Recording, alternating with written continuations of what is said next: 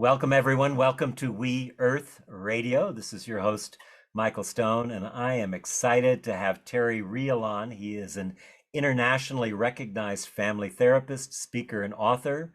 He founded the Relational Life Institute, offering workshops for couples, individuals, and parents around the country, along with a professional training program for clinicians wanting to learn his RLT, Relational Life Therapy methodology. A family therapist and teacher for more than 25 years, Terry is best-selling author of I Don't Want to Talk About It, Overcoming the Secret Legacy of Male Depression, The Straight Talking How Can I Get Through to You, Reconnecting Men and Women, and New Rules of Marriage, What You Need to Make Love Work, and his latest book, which we're going to talk about today, Us, Getting Past You and Me to Build a More Loving Relationship. Terry, welcome to the show. Well, thank you, Michael. It's a joy to be here.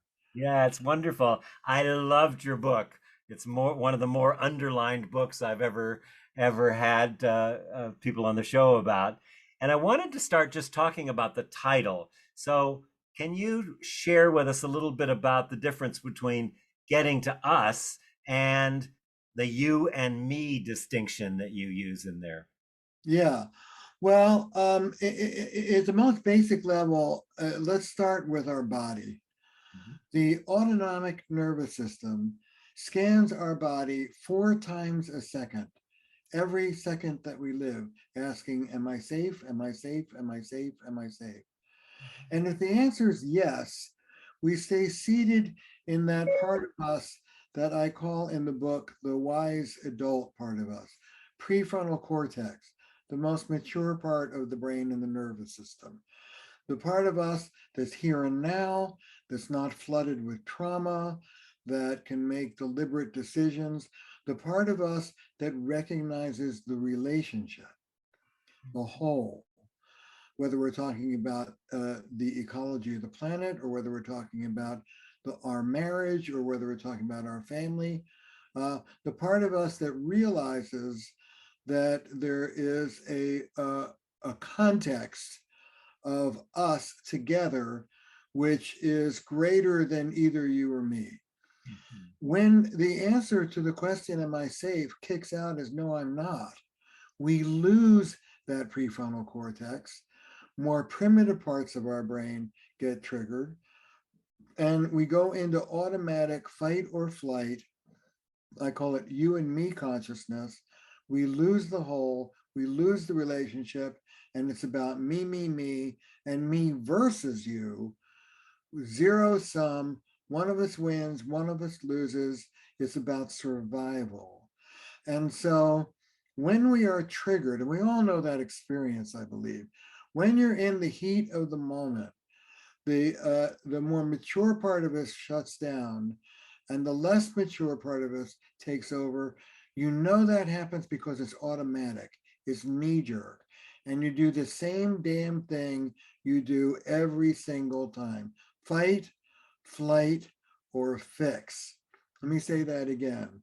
You either fight, screw me, screw you flee, and you can sit there 6 inches away from somebody and still flee. We call that stonewalling. Or you fix, that codependent, oh my God, you're upset, let me take it away so that we can both be happy. One of those knee-jerk responses is what you're going to do every single time. It comes directly from your childhood, your adaptation from trauma. When you are about me versus you are in trauma triggering. When you come out of trauma triggering in the present, in the here and now, in the spiritual centeredness, you're about us.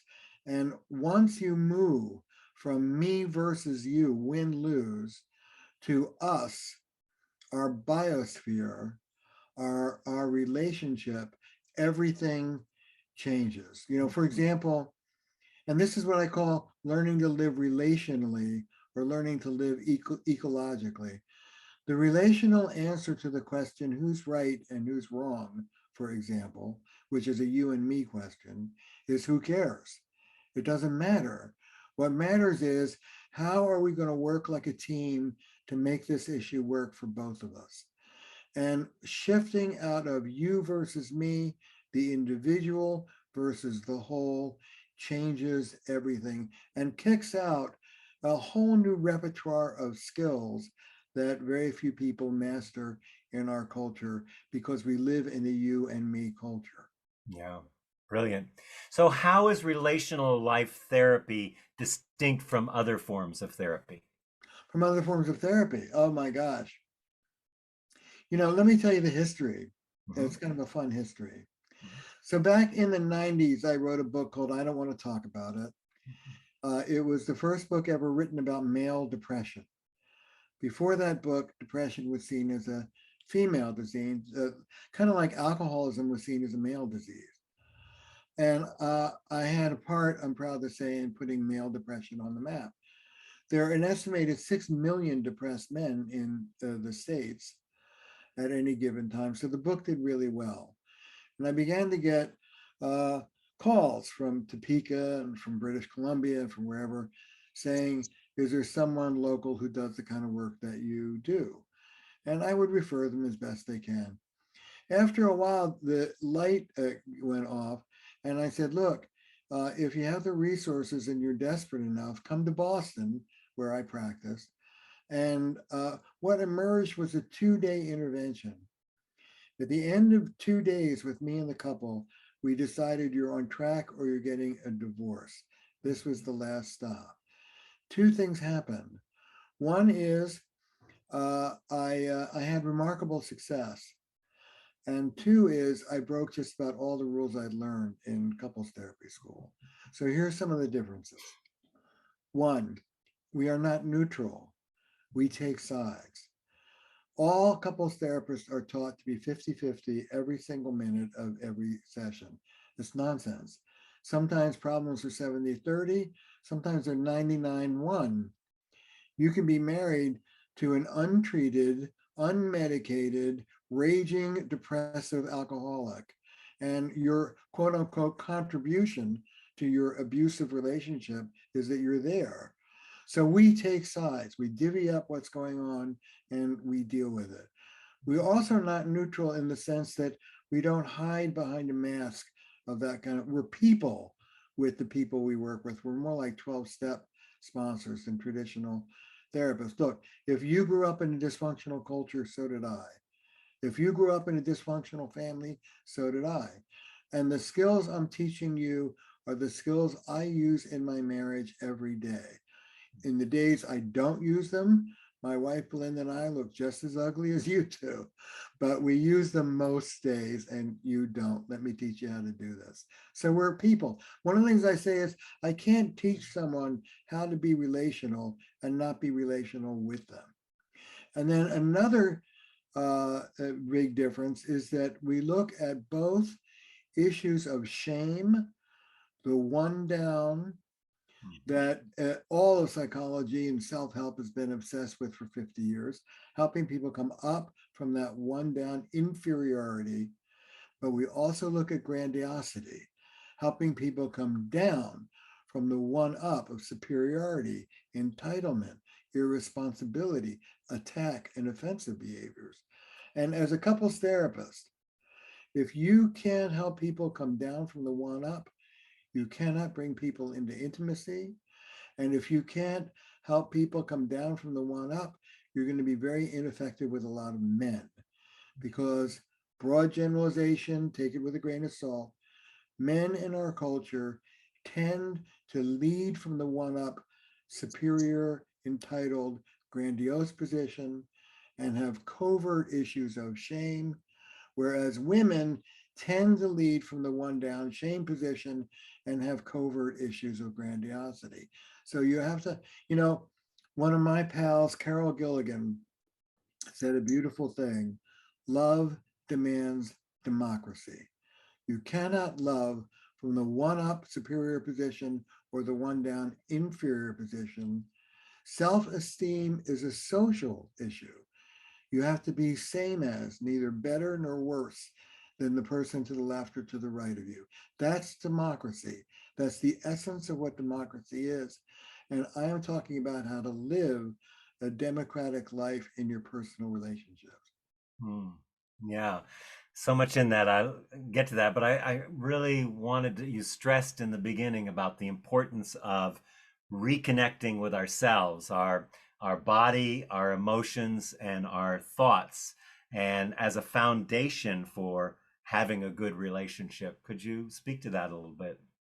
Well, our relationships in this culture, which is individualistic and patriarchal, that's that's the water we swim in. We're the fish, and patriarchy, and what I call in the book us, the toxic culture of individualism, is the water that we're all swimming in. And in that water, we are taught neither to have a good relationship with ourselves nor anyone else. Our relationships to relationships is passive. You get what you get, and then you complain about it. That's got to be the worst behavioral modification program I've ever heard. So start with ourselves.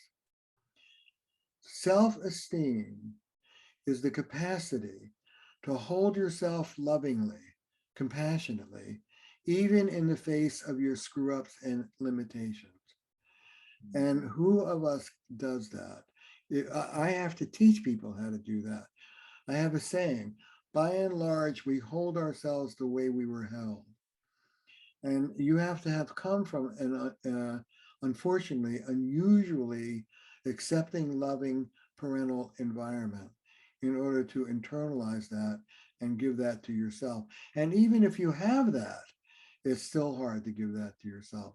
So, Michael, I want your listeners, I say this every podcast, and I want to say it now. If your listeners get only one thing from this conversation, here's what I want them to get. It has the capacity to change your life.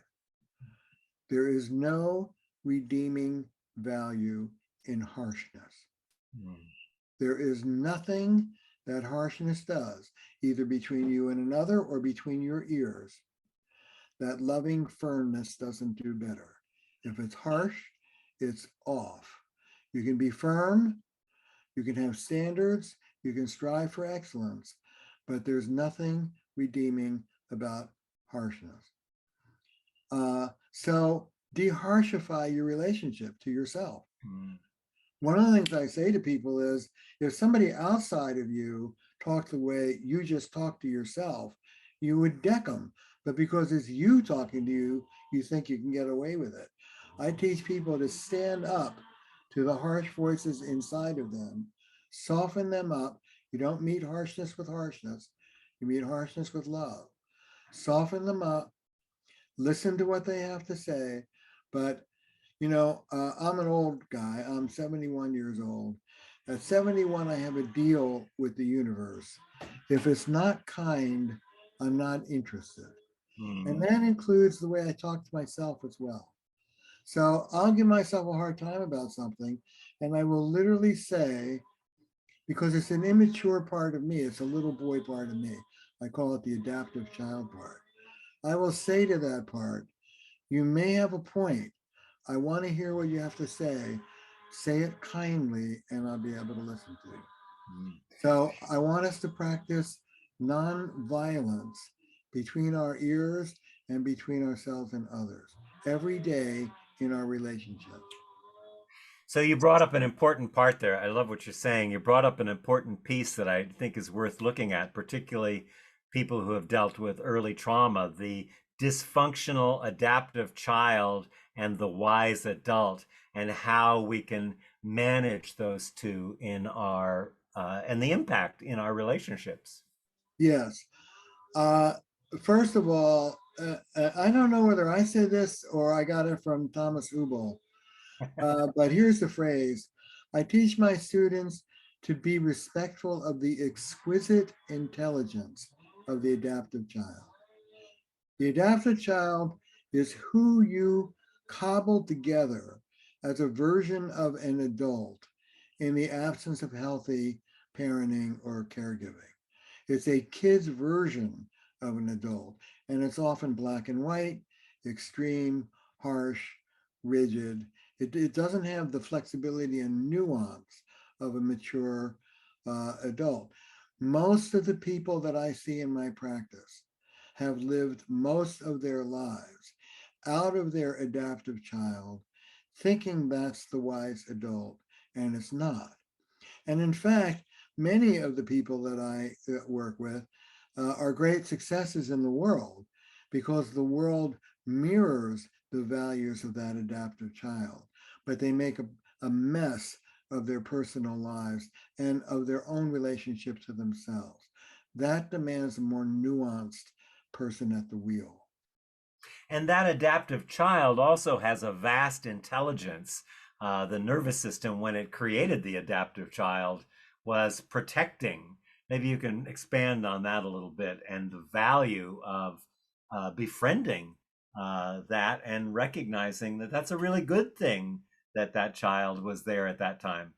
Yes, yes. So let me tell you a story. This is a story I always use to illustrate the adaptive child. True story. Couple on the brink of divorce. The husband, I write about this in the book too. The husband was a pathological liar. The wife said, ask him what kind of shoes he wears, and he'll tell you they're not shoes, they're sneakers. He'll lie about anything. So, okay. He was an evader. He was the kind of guy I say, the sky is blue. He say, well, aquamarine. And lying is evasive. The wise adult part of him did not lie. The wise adult part of us isn't a liar. It was the adaptive child. So I have a saying, show me the thumbprint and I'll tell you about the thumb. We learn these adaptations in relationship to someone. So if he has a black belt in evading, who was he evading? I say to him, who tried to control you growing up? Sure enough, his father, a military man, how he ate, how he drank, how he sat, his clothes, his courses, his friends, everything. I said, how did you cope with this incredibly controlling father? He looks at me and smiles and says, I lied. Brilliant. Perfect. Exactly the thing to do back then. But I have another saying, adaptive then, maladaptive now. You're not that little boy. Your wife is not your father. It's time for you to move beyond the strategy you evolved at 4, 5, 6 years old. So they come to me a few weeks later and they're all smiles and they say they got it. I say, okay, there's a story here. Here's the story. The wife sent him to the grocery store with a list of 12 things, and true to form, he comes home with 11. Where's the bread? He said every muscle and nerve in his body was screaming to say they were out of it. But in this moment, he took a breath, he screwed his courage to the sticking post, he looked at his wife and said, I forgot. The wife, is absolutely true, the wife burst into tears and said, I've been waiting for this moment for 25 years. That's a moment of recovery, what I call relational recovery. That's a moment of moving beyond the adaptive child that served him so well when he was little, that was threatening to end his marriage as an adult, and move into us, into the prefrontal cortex, into the wise adult part of him that could make a better choice. And that's what this book is all about, how to make that better choice. Yeah, brilliant. It would be great if you would talk about, I love the term you use, the whoosh, and how to have relational heroism and relational mindfulness when the whoosh comes up. Yeah, great. The whoosh, WHOOSH, like a wave that comes up from the feet. We all know it. Boom, instantaneous. And that is the hallmark of the adaptive child. It's automatic, it's instantaneous, it's visceral. This is the thing you must do. You better stand up to her, God damn it, or you better back down and placate her, or you better run away, or whatever it is. The world will come to an end if you don't do this. That's the compulsion, if you will, of that adaptive child part of us. Whoosh, the wave. So what do? Well, you feel the wave. I'm not one of these therapists that says, do your healing work and the wave goes away. The wave will be with you till the day you die. It may be less intense as you do your healing work, but it will always be there. You know, I'm a fighter. I grew up in a violent home and I'm a fighter. My wife Belinda grew up in a violent home and she's a fighter. And we're a symmetrical couple. Screw me, screw you. Screw me, screw you. So back when the kids were little, 20 years ago, I would be off on the road. I'd come back. Belinda's got a full-time practice. She's a therapist. She'd be there with two little kids. And I'd come home 5 days, 6 days on the road. And she'd be pissed. I can't believe me. You leave me with these two kids, blah, blah, blah, blah, blah, blah. Self-righteous indignation. And whoosh, my fight would come up over me. I like to say my body wanted to bop her in the nose, but being a feminist and an intelligent man, I would relegate myself to verbal abuse. Who the hell do you think you are? I'm on the road teaching all these people how to love each other, and I come home to this bullshit from you, and we would be off to the races. Then I started doing the work of recovery, relational recovery, the practice of mindfulness. Belinda hits me with a wave of self-righteous indignation. I can't believe you left me here with these kids. I feel the wave, to rise in my gorge. But I take a moment, I take a breath or 10. We do a lot of breathing in relational work. Breathe myself down. And I breathe myself down from that rage. I breathe myself down from that righteousness. Righteousness is poison. Self-righteous indignation is toxic for a relationship. I don't need it. I get centered. I look at my wife. I don't go through door A, which is the fighting door I've been through a million times. In this moment, I choose door B. I'm sorry, honey. You really had your hands full. Why don't you sit down? I'll put the kids to bed. I'll pour you a glass of wine. We'll talk. You're overwhelmed. I get it. Let me help out. That is what it's all about. Moving beyond that automatic response, taking a breath or 10, a voice in my head literally would come up in the early days of my practice 20 years ago. And you know what it said? That whoosh would come over me, and the healing voice in my head said this: shut up. Yeah. That's called a containing boundary. Shut up. Let's talk about neuroplasticity and how, we think we have a worldview and we think that's the reality, that's the worldview. So how do we unblock and create new neural pathways so we can, so the implicit becomes explicit, I think is what you were talking about in the book. Yeah, well, that's what neurobiologists tell us. We used to think that once a neural pathway, a habit, a trait was set, it was set in stone. And now we know that our very brains can be reworked and remodified. And there are two pieces to it. One is making what's implicit explicit, and the other is some form of disconfirming data, some recoil, some no, I don't want to do this anymore. I'll tell you a clinical story, and then we can talk about how people can do it on their own. But first, a therapy story. True story. I have it on tape. I can show it to you. A guy was verbally abusive to his wife for 20 years. Okay. And like most verbal abusers, his narrative was, it comes over me too fast, I can't control it. All right. So show me the thumbprint. I'll tell you about the thumb. Who was the angry one in your family growing up? My stepmother. Tell me about it. She was the meanest, nastiest, angriest. Oh my God, she was a monster. So she's the one who taught you how to be angry. Excuse me? Your stepmother taught you how to be the offensive abuser that you are today. What's it like, I say, to realize that in your marriage, you have become your stepmother. He goes, oh my God.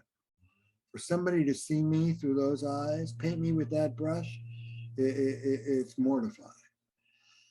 I say that feeling of embarrassment, that's called healthy shame, remorse.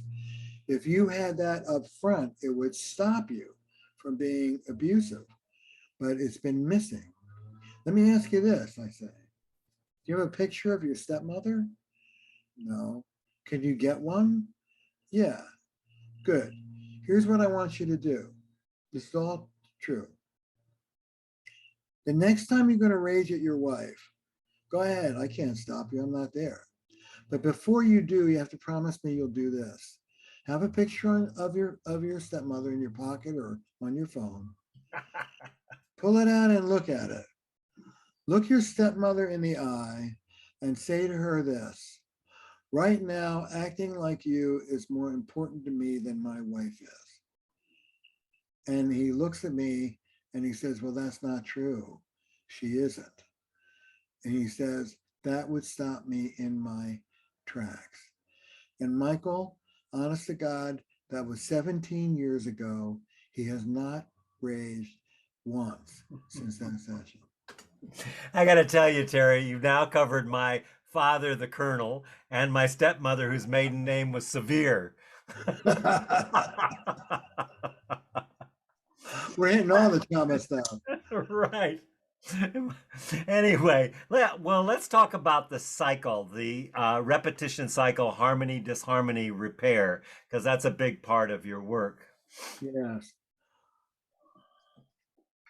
I got this from the infant observational researcher, Ed Tronick. And you can look at his tapes on YouTube, Ed Tronick. Ed, along with Barry Breslin, was one of the first generation of people to stop talking about mothers and infants in a state of oceanic bliss, the way Freud did, and actually stick a camera in front of mothers and infants and see how it really went. And what they found was there was this endless repetition of closeness, disruption, and a return to closeness. The baby starts off, it's called molded, noodle, no bones, totally relaxed in mother's arms.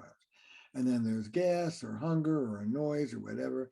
Baby freaks out, mother freaks out, they're both freaking out. And then the pacifier is accepted, the gas passes, whatever, and we're back to molded again, over and over and over again. And I took this idea and applied it to adult relationships. I believe that all relationships are an endless rhythm of closeness, disruption, and repair. And moving out of disruption into repair is where all the skills come in. But our culture doesn't equip us to deal with the whole cycle, how to move from disruption to repair. Our culture doesn't even acknowledge that disruption exists. A great relationship is all harmony all the time. You're at a cocktail party and somebody says, oh, there's Shirley and Steve. They've been married for 60 years. They're as in love now as they've ever been, blah, blah, blah. Aren't they cute? I want somebody at a cocktail party to say, oh, there's Shirley and Steve. They separated for a year and a half a couple of years ago, but they found their way back to each other. He had an affair. She had an alcohol problem, but they both did their work, and now they're tolerating each other and having a relatively good time. Aren't they adorable? But we don't talk like that. I've gone around the world for over 20 years talking about what I call normal marital hatred. Normal marital hatred. And I like to say, which is true, in all those years, not one person has come backstage and said, Terry, what do you mean by that? Normal marital hatred is a part of our long-term relationships. There are parts of you that hate parts of her and vice versa, and that's just fine. That's not the problem. The problem is whoever taught you how to deal with this raw, dark, part of all human relationships. Whoever taught you how to get back from disharmony into repair? You know, I do workshops around the country and I have slides like everybody else. Here's my favorite slide of the workshop. Other workshops teach you skills. We deal with the part of you that won't use them. Yeah. The problem is that when you get into disharmony, when you're disappointed or angry or hurt, you move out of us. You forget that you and your partner are a team, and you move into adversarial you and me. You move into the adaptive child. The adaptive child part of us will not use relational skills, doesn't want to. You know, I have a saying, you can be right or you can be married. What's more important to you? Yes, this adaptive child part, you and me part, that question is right is more important down the line. So here's the wisdom. Our relationships are like our biosphere. We don't live apart from them, we live inside of them. The essential delusion of both patriarchy and individualism is that we stand apart from nature and in control of it. Whether the nature we're trying to control is our partners or our kids or our bodies, I've got to lose 10 pounds, or our thinking, I've got to be less negative. It's all nonsense. Give up power over, give up control, and enter into the wisdom of collaboration. You are not apart from nature, you are a part of nature. And once you realize that you and your partner are a team, that your biosphere sustains you, you move out of power and control. It isn't that your partner wins and you lose. It's that I'm willing to make this particular sacrifice to keep my biosphere healthy because my biosphere will pay me back in the long run. I don't talk about altruism. I talk about enlightened self-interest. You know, some guy says to me, why would I want to give that to her? Why would I want to, you know, sacrifice a weekend of golfing in order to please my wife? Well, I'll tell you. You ready? You live with her. That's why. So much more around that, but there's so many other areas. And one of the areas, I don't think you know this, but I came out of the corporate world for 35 years doing organizational development work. And I loved what you were saying about emergent relational leadership compared to past-based, non-emergent hierarchical leadership. I can't tell you how many CEOs and heads of companies I've seen revert to 5-year-old behavior, and yet they were very successful in what they were doing. Maybe you can talk about that distinction and how that works. Well, you know, it is affecting the corporate world. Old hierarchical leadership is pretty passe. Even in the corporate world, people have woken up to the idea of empowering the people who you are managing and leading, that leadership should not be direct control of the people that you're leading, but should be facilitating their coming through for you and doing the job. If they can't do the job, get rid of them. That's fine. But if you are going to work with them, not at them. And I think one of the places that men in particular are learning relationship skills is, of all places, the corporate world. We call it management training. And the whole of the, you know, we live, see, the hierarchical power over model is obsolete. It no longer fits. We live in an interdependent world. You know, my wife, God bless her, she's a fighter, and she's looking at what's going on with Ukraine, and she keeps saying, why are we letting them get away with it? We should march into Moscow and kill Putin and da, da, da. And I go, yeah, and trigger World War III. Sounds like a great plan. You know, it's not that simple. We can't throw our weight around and tell China what to do because it would be economic disaster. We're all interdependent in this world. And when you move from a power over, I'm going to do this to you, to the reality that we're all living in, that we are interdependent with one another, then the rules change and the model changes. To bring it back to our personal life, you can choose to pollute your biosphere by having a temper tantrum over here, but you're going to breathe in that pollution in your partner's distance and withdrawal over there. You are linked. You are not outside the system, you're inside it. And once you have the humility of understanding that you're not God operating on nature, that you're in nature, whether that's a corporation or a marriage or a family or a society or a planet, then you move out of what the Greeks called hubris, delusional pride, which can kill you. I call it grandiosity. And one of the things that to go back to one of your first questions, one of the things that distinguishes, I believe, my work from other therapists is that I focus on grandiosity. The delusion that we are above and in control is lethal. It will destroy your relationship. It will damage your children. It will ruin your body, and it could destroy this planet. And us starts with our biology and then moves on. I talk about the actual history of the idea of individualism.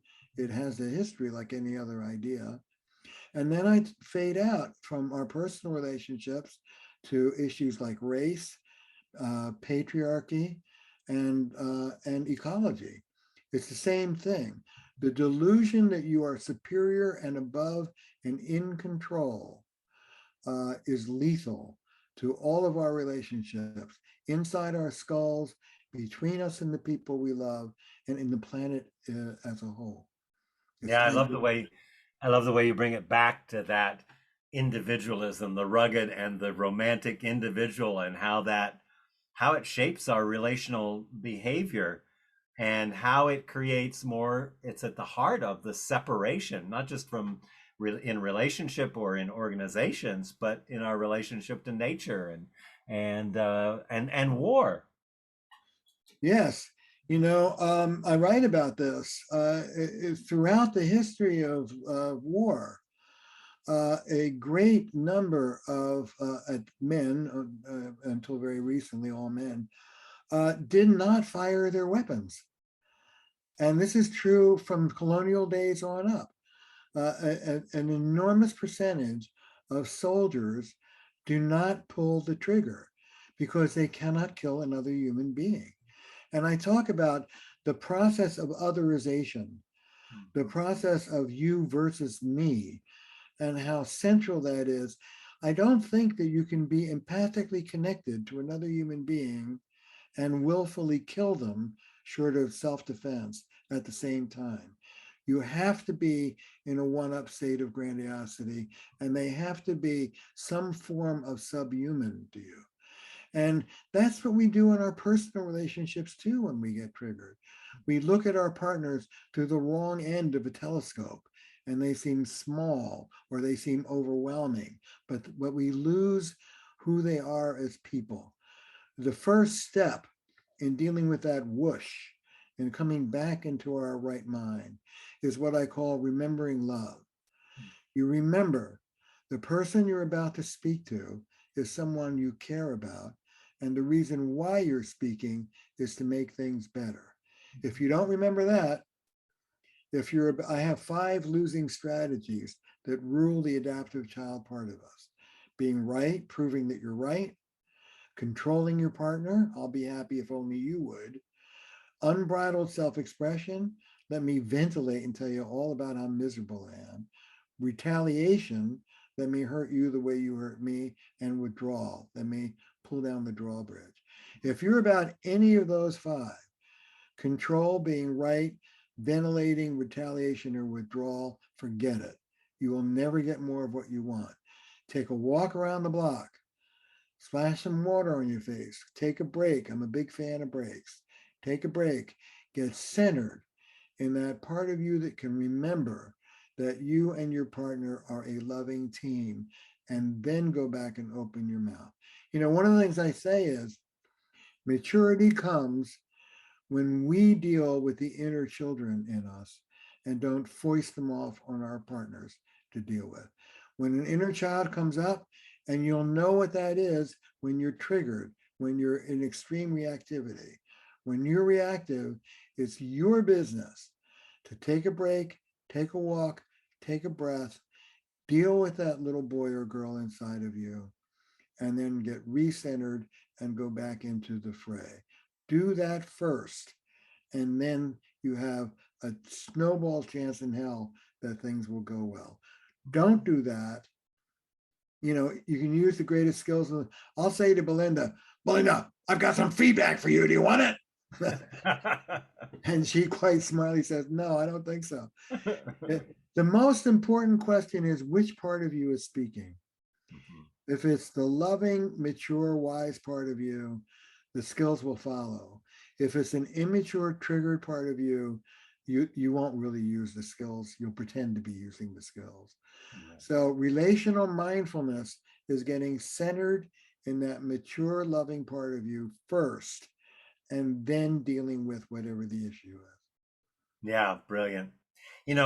One of my things in relationships that gets me into trouble is, well, let's look at this objectively. Now, this is happening here. And in your book, I saw that line that said, "There's no place for objective reality in relationships." And I went, "Ooh." It's a bitter pill, isn't it? Expand on that one. Well, objective reality is great for getting trains to run on time or developing, vaccines, but it's a loser in personal relationship. The answer to the question, who's right and who's wrong, is who cares? Hey, last night when you yelled at the waiter, oh, honey, I didn't yell. I was being emphatic. Oh, sweetheart, you yelled. Yelled, emphatic. Well, Right. it so happens there was an audiologist at the table next door who had measuring equipment, and your decibel level, what I call attempting to work your relationship by using the scientific method. It's a loser. From a relational standpoint, nobody gives a shit who's right or who's wrong. What matters is, how are you and I going to work like a team to make this work? So, were you yelling or were you emphatic? I don't care. Here's what I would have you say. Last night, the way you spoke to the waiter left me feeling embarrassed. As a favor to me, could you please be more careful about the way you speak? Right. Sure, honey. For you, I'll do it. The waiter deserves to be yelled at, but if you're embarrassed, I'll help you out. Thank you, honey. That's very generous of you. It's like a knife through butter. That's great. Let's talk about, I come from a lot of trauma and emotional abandonment. How to catch it and to recognize it, and the whole area of intrusion, disempowerment. You have a whole chart in there that shows the above and the different aspects of that. Maybe you can explain that a little bit, how that works. Yeah, this is a workshop unto itself, but I'll be I know. When we think of trauma, we think of one kind of trauma. We think of intrusive, disempowering trauma. Yelling at a kid, screaming at them, ignoring them, not ignoring, yelling and screaming at them, telling them they're bad, controlling them. That's all intrusive and disempowering. But there are other forms of trauma. There's also, not the opposite of intrusive, abandoning.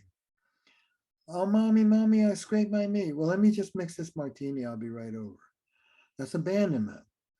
And abandoning, intrusive trauma is what was there that shouldn't have been there. Violence, sexuality, a parent's own concerns. Abandoning trauma is what should have been there that wasn't there. Attunement, nurture, guidance, limits, parenting. There are many more children removed from homes for neglect than for outright abuse. So emotional neglect does a lot of damage to people. It stimulates the feelings of abandonment as an adult. Now, abandonment is not an adult feeling. Adults don't get abandoned, adults get left. Abandonment is, if you leave me, I die. But if you have abandonment as a trauma in your childhood, when you get left, you get trauma triggered and it feels like you're going to die. And then you go after the person. So trauma can be intrusive, trauma can be abandoning, trauma can be disempowering, as all these examples have been disempowering, which leads to shame, or trauma can be falsely empowering, which leads to grandiosity. You're the greatest thing since sliced bread. I have a friend, he's an artist. His mom, God bless her, they were at a Picasso exhibit, and his mom turned to him and said, well, you're better than that guy. That's false empowerment. You know, I have a saying, one of the 9 most destructive words in the English language. You understand me better than your father, honey. That is no favor to the child. And there are lots of ways that we pump up a kid's grandiosity or don't set appropriate limits on it. And pumping up a kid's grandiosity is no favor to the kid. It leads to grandiosity as an adult, just like shame leads to, just like disempowering leads to shame as an adult. When I was little, my dad was a rager and he could be physically violent. I came home with a terrible report card. I was like in 2nd or 3rd grade. My dad laughed and he threw it on the ground and he said, it's just that you're so smart. Those idiots don't know what to do with you. That's false empowerment. Yeah. I want you to know I got C's, D's, and F's all the way through high school because those idiots didn't know what to do with me and I was so damn smart. I barely would drop in at school once or twice a week. I was writing. I wrote short stories and novels, which did me well in the end. But that was no favor to me to tell me that I was a genius and my teachers were idiots. That's false empowerment. False empowerment can lead to these issues of entitlement and grandiosity. We believe that if somebody's grandiose, they're really insecure underneath, you know. And if we deal with the wounded child underneath, the grandiosity will go away. Good luck. That's wishful thinking. We have to deal with the grandiosity per se. There's research done.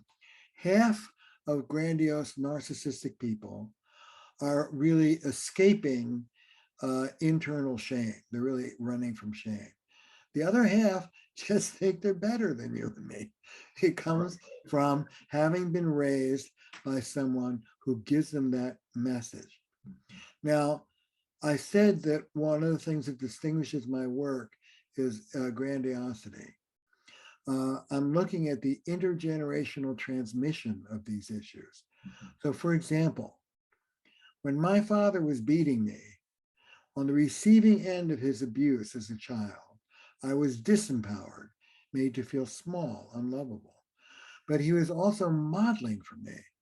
He was particularly same-sex parent. He was transmitting a message to me. When you grow up and you're a man, this is what a pissed off man looks like. It's normal.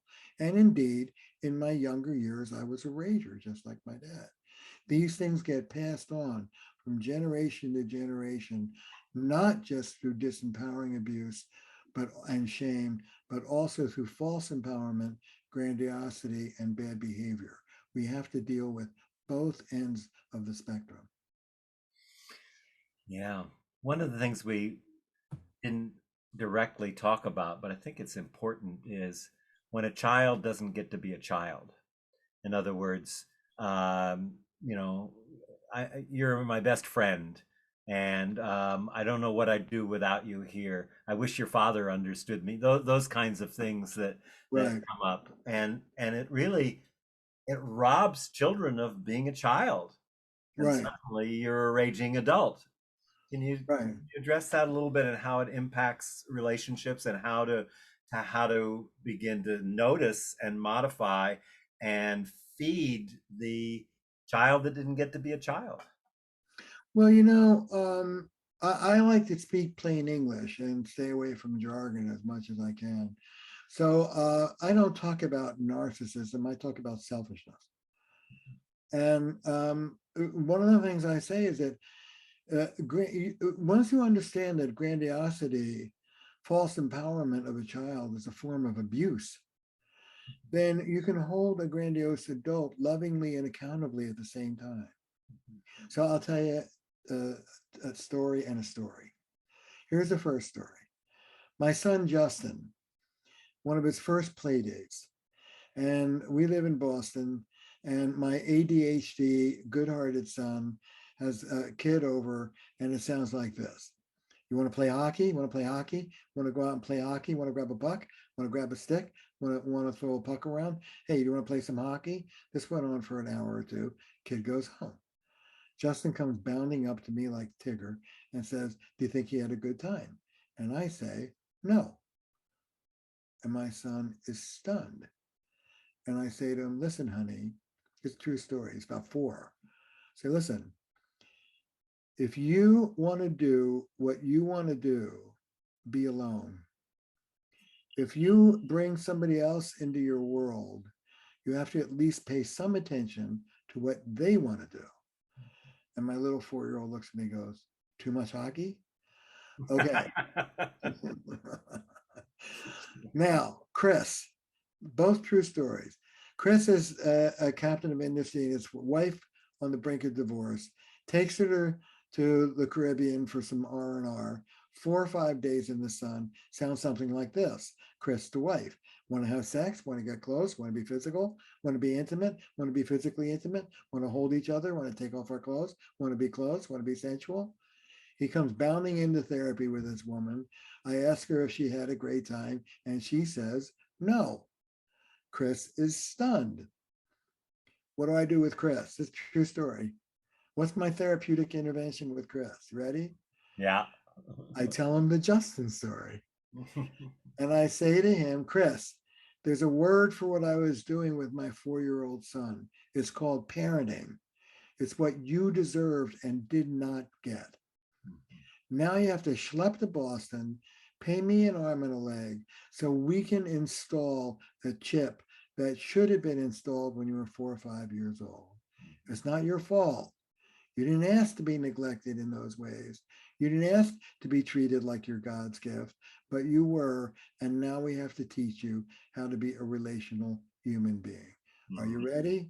He says, yes, I'm ready. And we began. That's how you deal with it. That's great. I love that. One of the things that I found important so much in your book, and I just want to plug the Us book, getting past you and me to build a more loving relationship. But I love the idea of the particular, like you said. Well, you can say particular rather than general, and we do generalize a lot. So I'm wondering how that works into, um, ways to Yeah. improve our ability to be related in the us sense. Yeah. Well, here's a very concrete tip for your listeners. It's a skill I call staying particular. And it's this. Uh, my wife, Belinda, is inconsiderate. On this Thursday at 3 o'clock, I was meditating, the phone rang. She whispers to me, I'll take the phone call. Walks into the living room and has a chat with her girlfriend without shutting the door.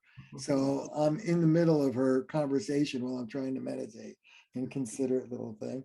I get disappointed and even a little angry at that door. Okay. That I call it micro disappointment. Is that Thursday at 3 o'clock in the middle of that particular meditation. Here's what I don't do. I don't go from that door to the other inconsiderate thing she did, to the one she did 2 weeks ago, the one she did 2 years ago, into always and never. That's trend talk. She's always so inconsiderate. She never takes care of blah, blah, blah, blah, blah. And then you go from trend into character. She's just a self-centered person. That's an escalation and it digs you into a hole.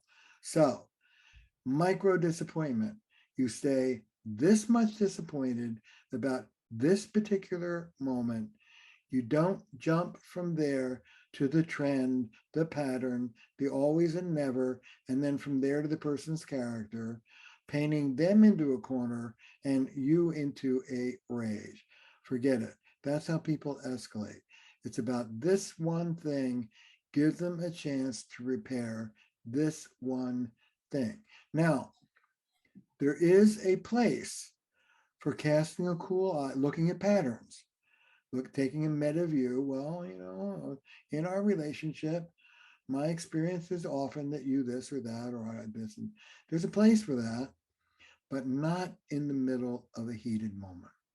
Don't jump from micro to macro when you're ticked off. Do it from your wise adult self in a moment of sobriety. So, how you move into repair is you can repair this one thing and not jump into always and never and you are up. Brilliant. Terry, we're getting close to the end here, and I wanted to make sure anything we didn't cover in the next couple minutes, maybe you could talk about a couple things that are important, or just ways that we can repair and reconnect in our relationship when we have the meltdowns. Yeah, I want to say one thing about repair. When your partner is in a state of disrepair with you, it's in your interest. Wake up. It's in your interest to bring them back into harmony with you.